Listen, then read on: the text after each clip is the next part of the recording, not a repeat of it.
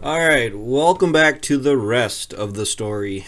Tillage 2020 has officially kicked off, and you guys can thank my wife and daughter for the video that you're seeing. I didn't have any intentions of running the 7600 on this chisel plow as long as I did. I was actually in the process of unhooking it and putting it on the 46.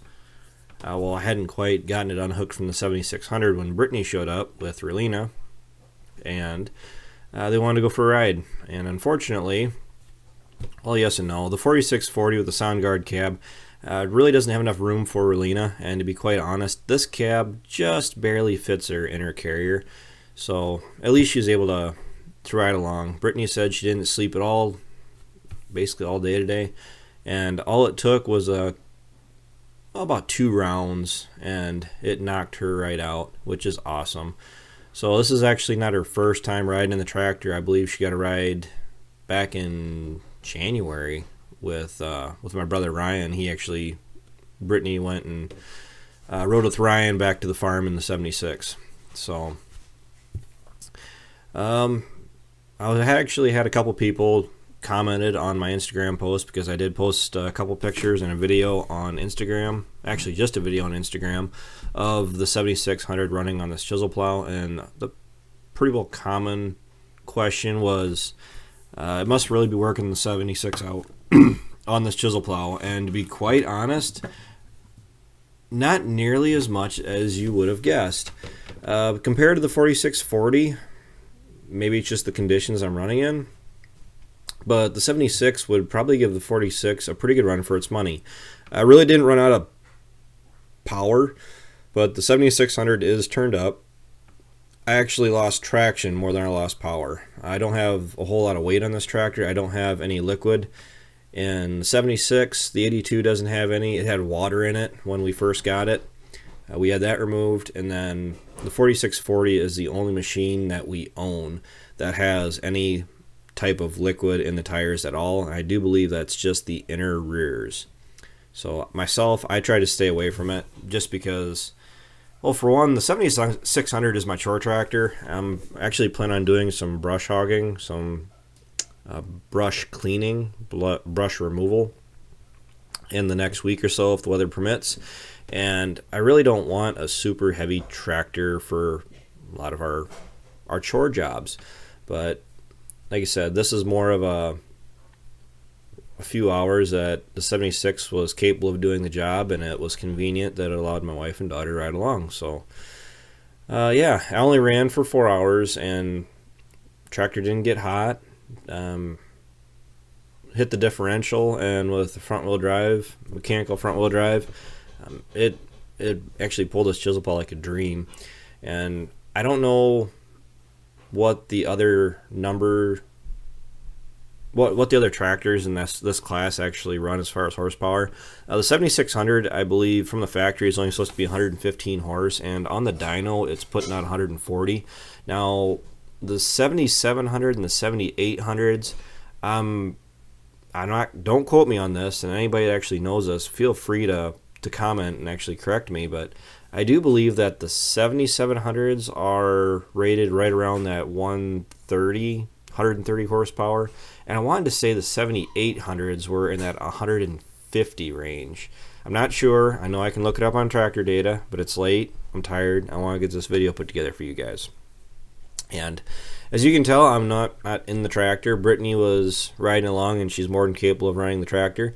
And as of this point in time in this video, Brittany has actually done more tillage this year than the rest of us. So it is her favorite tractor. I'm pretty sure she thinks that the tractor got written over to her when we signed the marriage license, but I still say that's more of my what? That's because it is my tractor, mister. Well, you drive it for like an hour or two, and it's not. You don't drive it that much. You just like to look at it. Yeah, but it's still mine. Yeah, right. Half of it's mine. Yeah. We'll see if, Relina will be the deciding factor if she likes it or not. But more than likely, Relina is going to be learning how to drive this tractor. She's going to be helping on the farm just as much as anybody else does. And this right now is actually the kind of days that we live for. Blue sky, sunny, perfect running conditions. This is sod ground that, I mean, we really just coasted right through this.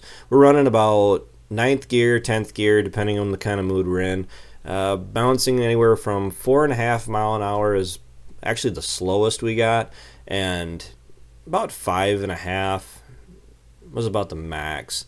And I got in some more hillier ground later in the night. That was on my Instagram video, whatever I posted, and using my expensive A&I lights, but they were really worth the money. But definitely breaking traction on some of the hills.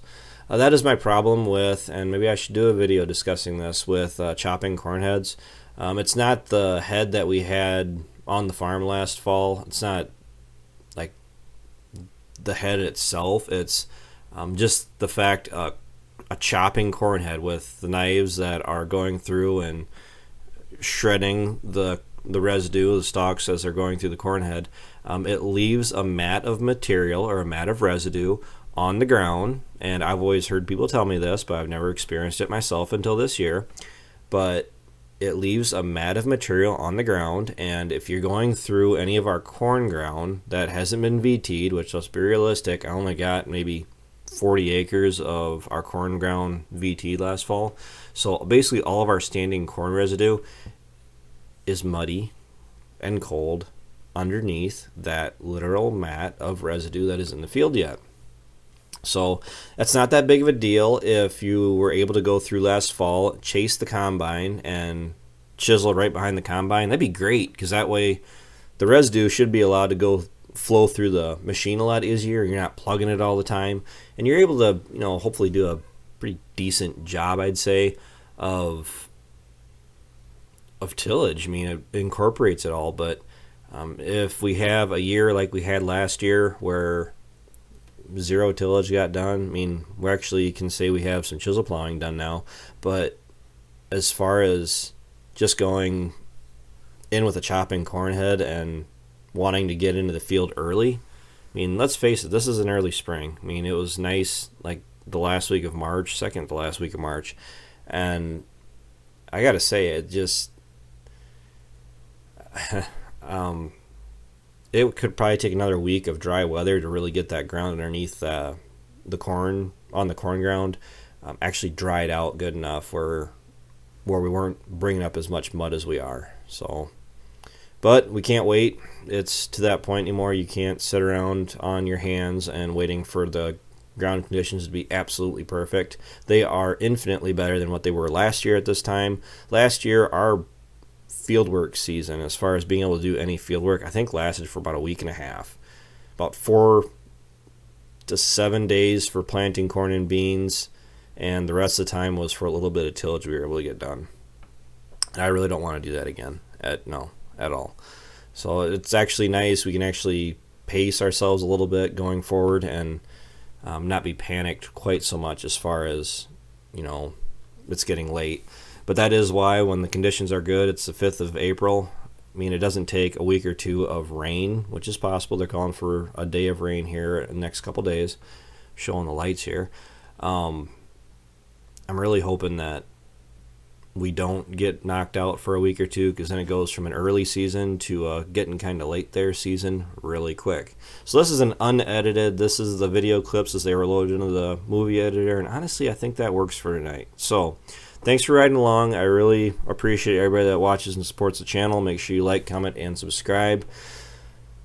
You are watching The Rest of the Story. Take care. Take it easy. Keep in touch. I'll see you guys next time.